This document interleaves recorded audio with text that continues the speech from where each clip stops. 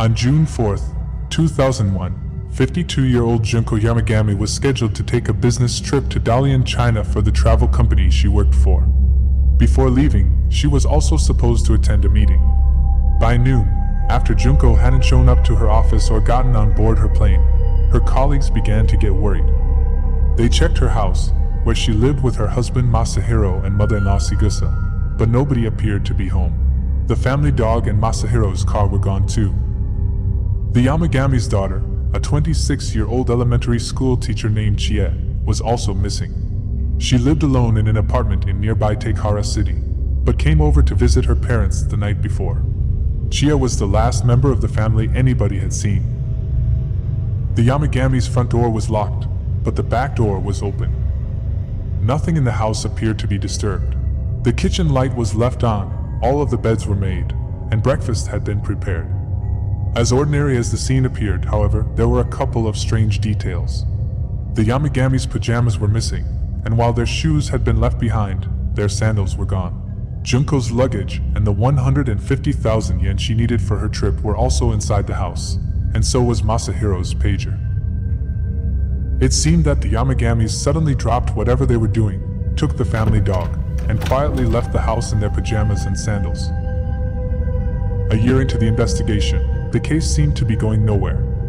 The Yamagamis had good reputations, and weren't involved with any particularly shady or dangerous people. Masahiro did have some money problems, but it wasn't serious enough to leave town. To some of their neighbors, the Yamagami's strange disappearance reminded them of an old story from Edo times. A female servant was said to have gone into the mountains one day and then disappeared. All the town people tried looking for her, but she was never found. On September 7, 2002, police recovered a car that was found submerged in a reservoir.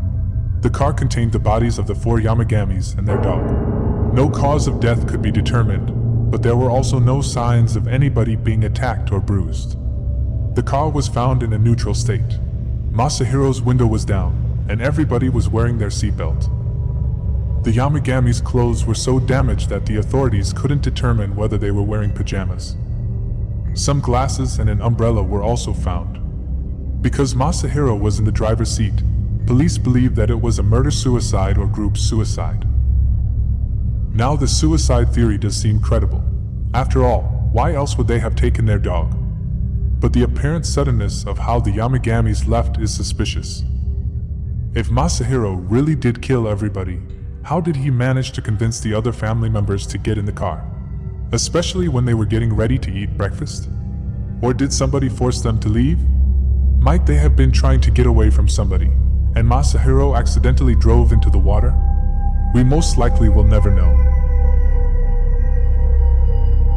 If you enjoyed this episode, please subscribe, hit the like button, and stay tuned for more videos in the near future.